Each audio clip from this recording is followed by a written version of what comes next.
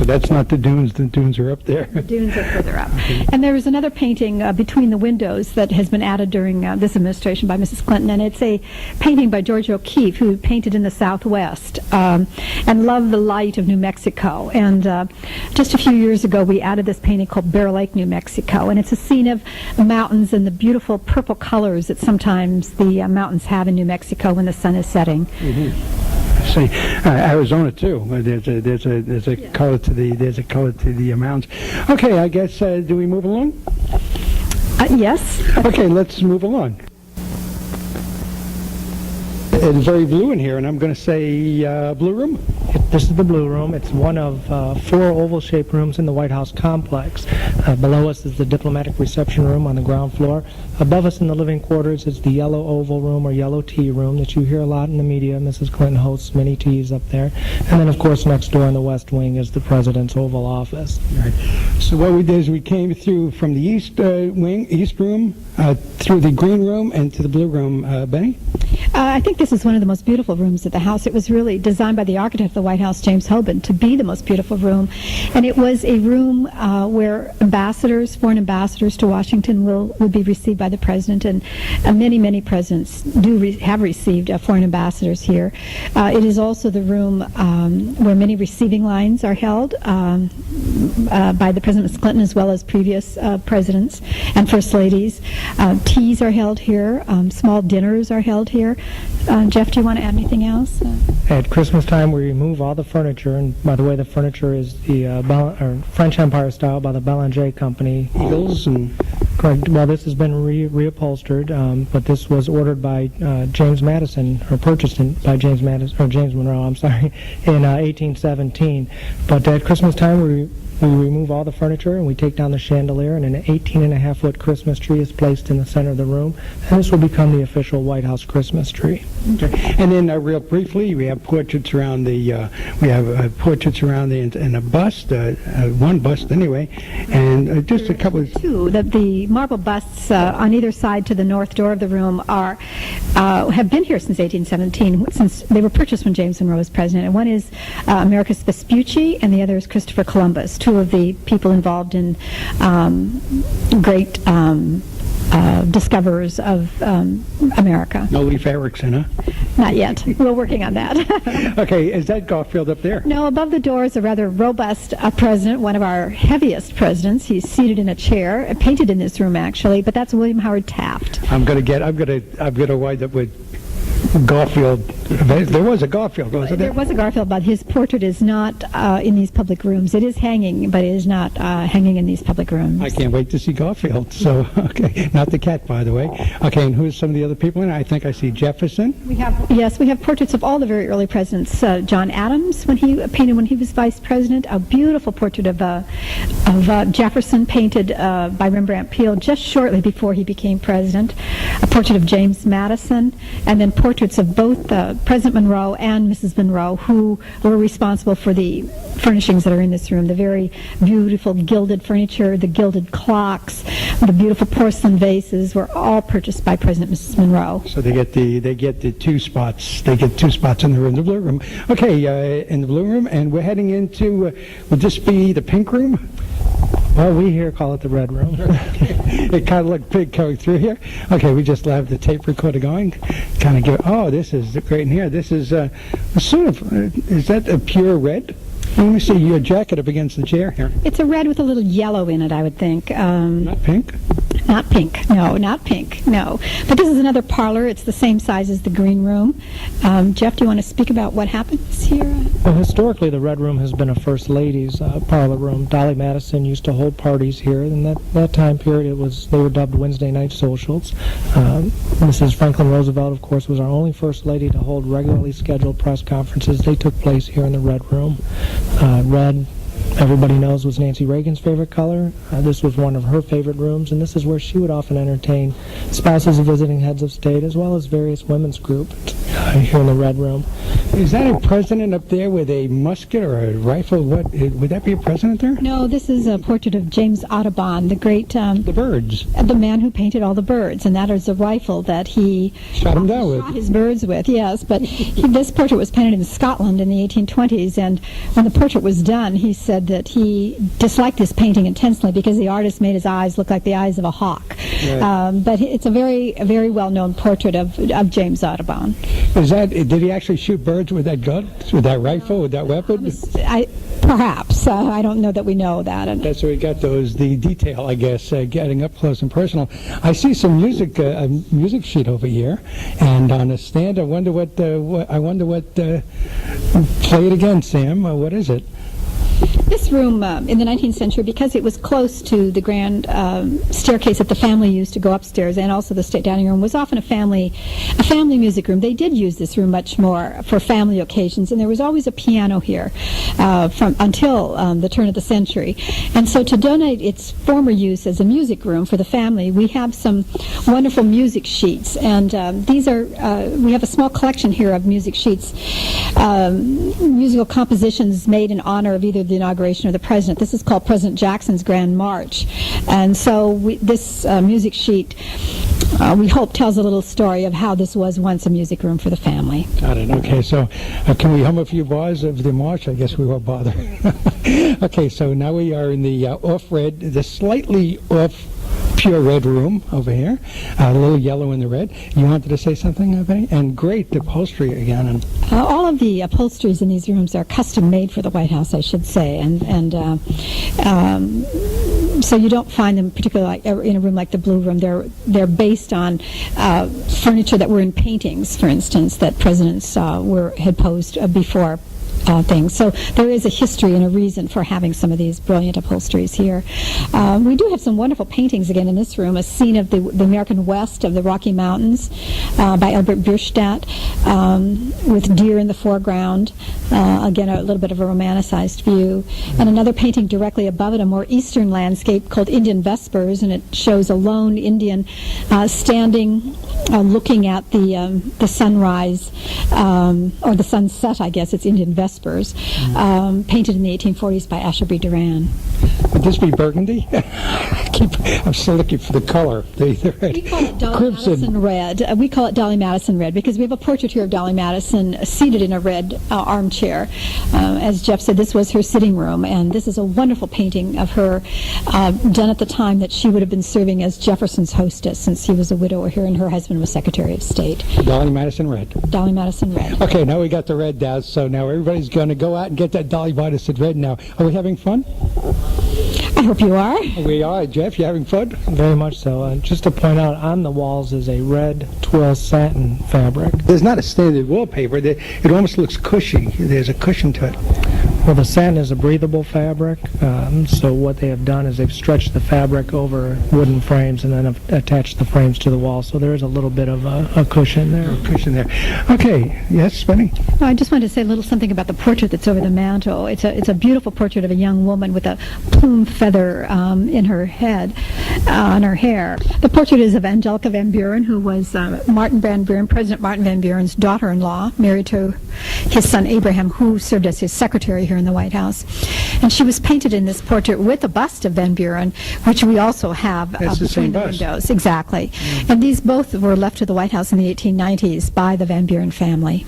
Just to give you, for you folks out there like me, you don't necessarily need a lot of hair to be president. But not in the 19th century, that's true. Right? Today you do, but then you didn't. Not many hairless presidents running around.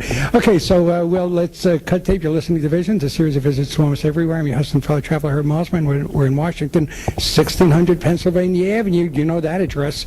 We're touring the country's home, the United States official home, arguably or inarguably the most important house perhaps in the world, right here, the White House. I will say it's the only home of a president or head of state in the world that's open to the public, free of charge. There's no other home in the world that people can enter a home where the head of state lives.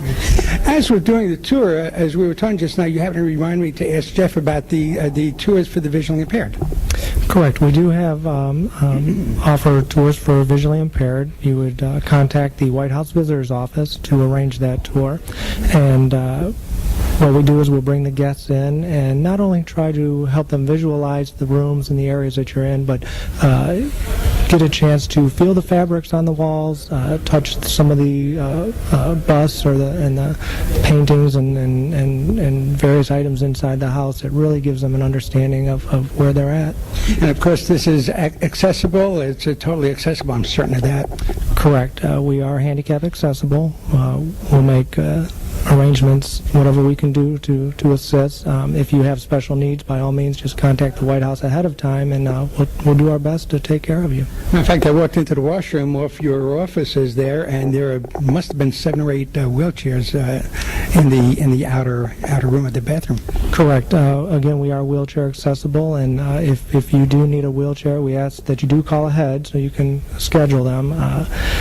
We do get many guests, roughly 4,000 to 6,000 each day, so you might have to wait until one's available, but we do have them available. And there's just us today. What about a phone number? See, it's good. You'll think of it, I'm sure. Well, it's kind of through you. I think the main switchboard, which is 456-1414, and ask for the visitor's office. And that's 202, and the number again is? You do it. 456-1414. Okay, so we're all three on the same page now. Okay, we're going into the gold room now. The state dining room. The state dining room. It's sort of gold, though. Well,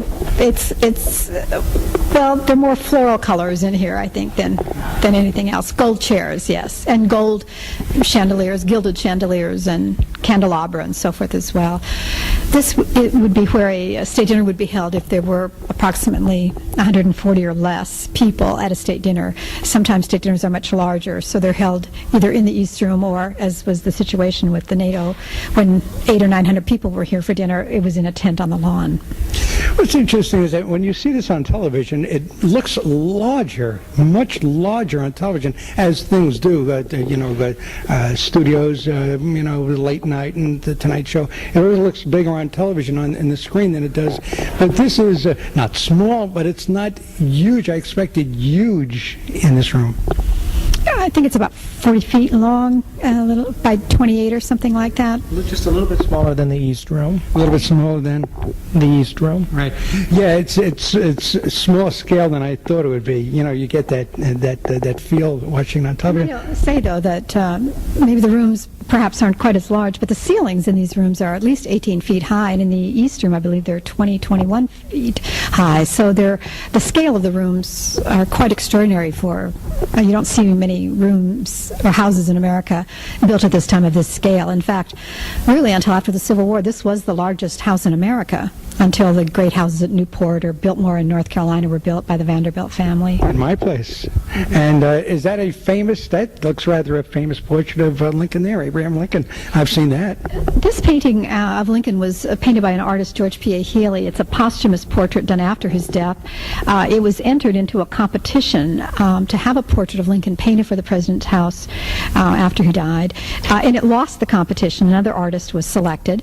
And so Robert Todd Lincoln, his only surviving son, bought the portrait and owned it until after both he and his wife died in the late 1930s, and they left it in their will to the White House. And Robert Todd Lincoln wrote in a letter that he thought it was the best likeness of his father. Right. And again, the Kennedy portrait is posthumously, and as Lincoln, because of course, it wasn't expected that he wouldn't be around at the end to sit. So. Correct. And one of our traditions here at the White House, current traditions, is we'll wait until the President and the First Lady have left the White House before we have their official White House portraits painted, and then we'll bring them back here to the home for a ceremony of unveiling that portrait. I might say that we hope that they would sit for their portraits while they're in office. We would hope that they would, but because of their schedules, that does not always happen. Doesn't always work that way. I see some gentlemen working out there doing a little work, I guess.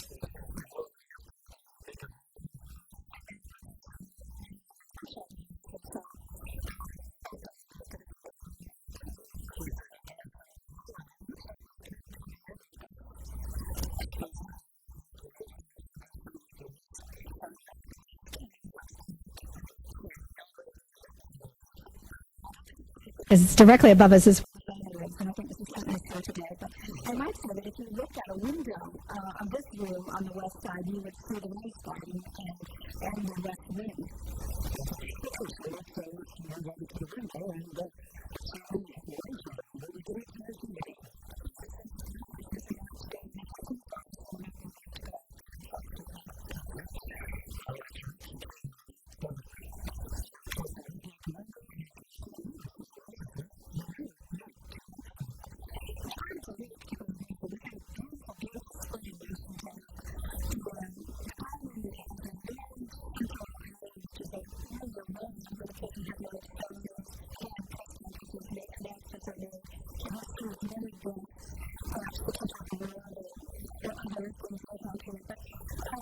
Bordered by flower beds and wonderful crabapple trees and magnolia trees as well. We're looking out the window now. You're saying that the President Clinton, is probably in his office, so it would be off to the right? Just at the west side of the garden, there are a set of stairs that go up, and that leads right into the President's Oval Office. Will be just to the left, directly at the top of those stairs is the cabinet room. So we won't get into the Oval Office, eh? Pardon me? We won't get into the Oval Office. Not today while the President is working, no. Okay. No. Can we kind of tell me he's got a phone call? I could add the Rose Garden is part of the South Grounds. The home itself sits on almost 19 acres of land with probably about 11 and a half acres out on the south lawn. Very active south lawn for the first family. The President has a one-lane jogging track. There's putting green, 5-hole putting green. There's an in-ground heated swimming pool that was put in during the Ford administration. There's also tennis courts and a basketball court. So quite a bit for the first family to do for entertainment here on the grounds. What about protocol coming in as President, the administration, and protocol going out? Are there the ceremonies? What happens here? The changing of the garden, all that. What occurs? On Inauguration Day, there is a small ceremony after the President, the incoming President, marches down Pennsylvania Avenue, where they will bid farewell to the outgoing President. You put the boxes outside and the car pulls up to U-Haul and they're other way. Beforehand, they've moved all their items out of the home. There must be a sadness. I mean, you can get used to this sort of living, can't you? Well, I think for those of us who work here, we get very used to the staff, the families and the staff, and it is always a very bittersweet occasion, I think, a change of administration. Many families, like the President Ms. Clinton, will have lived here 8 years, so it is. I keep on going back to it's that's sad, of course, but it's something sad that when you don't get to live your home. Oh, very definitely, and we didn't point out when we were in the East Room, but it's in that room where, when presidents have died in office, they lay in state. Presidents Lincoln, President Garfield, President Harding, President Kennedy. I think there have been 7 presidents who have died in office. How long are you here now, Benny? I mean, are you sort of like a part of the, part of the House now? I came in the late 60s in the Johnson administration. And do you live here in the House? Oh, no. There are no people who live in the House. No. I live in Washington. Sometimes families have occasionally 1 or 2 people they might have come in with them, but it's very unusual for people to live here in the House. What brought you to the White House? How did this come about? Did you apply? Was there what occurred there? I was a history major. I was very interested in history and doing research, and there was a position opening in the curator's office at the time. And you're the curator now? Correct. And you're the curator for how long now? I've been a curator for many years, but the full curator for 2 years. Mm-hmm. Oh, I knew it. A rookie almost, a sophomore. Well, I worked in the office, as I say, for many, many years. Sure. Jeff, some of your background before we keep moving here, before we move along.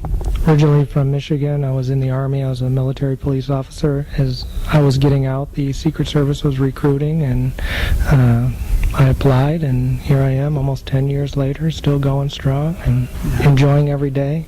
Still feel like yesterday was my first day on the job because it's gone by so fast. What sunglasses do you approve? I mean, you want to recommend any? You need the good ones. Well, unfortunately, I either lose them or break them, so I try to find whatever I can at the 5 and dime, and that's what I'll wear because I know I'm going to break them. I buy my glasses the same place you buy them. Correct. I don't look the same, but okay, so that's your glasses. We might point out that the Secret Service gives our tours in the morning, so those men and women who who are conducting the tours, especially for those people who come on get tickets from their congressman, are in the rooms during the public tour hours are all Secret Service officers. Okay, with that said, we'll leave the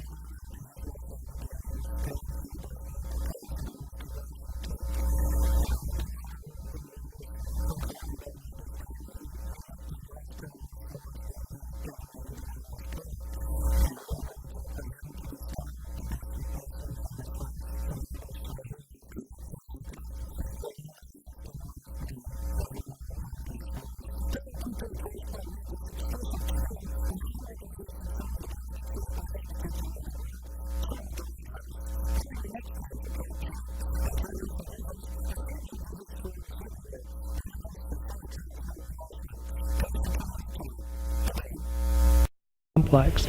Below us is the diplomatic reception room on the ground floor.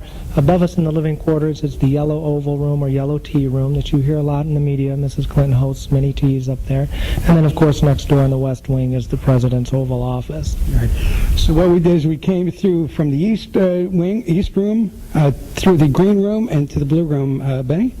I think this is one of the most beautiful rooms at the house. It was really designed by the architect of the White House, James Hobin, to be the most beautiful room. And it was a room where foreign ambassadors to Washington will be received by the president. And many presidents have received foreign ambassadors here.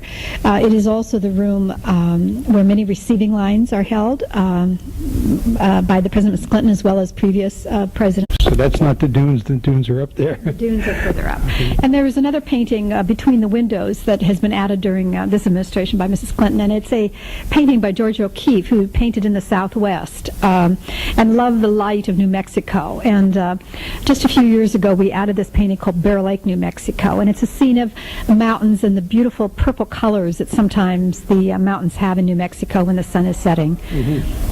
See, Arizona too. There's a color to the mountains. Okay, I guess do we move along? Yes. Okay, let's move along.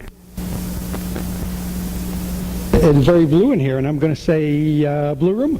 This is the blue room. It's one of 4 oval-shaped rooms in the White House complex. I think I see Jefferson. We have portraits of all the very early presidents. John Adams, when he painted when he was vice president, a beautiful portrait of Jefferson, painted by Rembrandt Peale just shortly before he became president. A portrait of James Madison, and then portraits of both President Monroe and Mrs. Monroe, who were responsible for the furnishings that are in this room. The very beautiful gilded furniture, the gilded clocks, the beautiful porcelain vases were all purchased by President and Mrs. Monroe. So they get the 2 spots. They get 2 spots in the room, the blue room. Okay, in the blue room, and we're heading into. Would this be the pink room? Well, we here call it the red room. It kind of looked big coming through here. Okay, we just have the tape recorder going. Kind of give. Oh, this is the. And first ladies, teas are held here. Small dinners are held here. Jeff, do you want to add anything else? At Christmas time, we remove all the furniture, and by the way, the furniture is the French Empire style by the Belanger Company. Eagles and. Correct. Well, this has been reupholstered, but this was ordered by James Madison, or purchased by James Monroe. I'm sorry, in 1817. But at Christmas time, we remove all the furniture and we take down the chandelier, and an 18.5-foot Christmas tree is placed in the center of the room, and this will become the official White House Christmas tree. Okay. And then real briefly, we have portraits around the and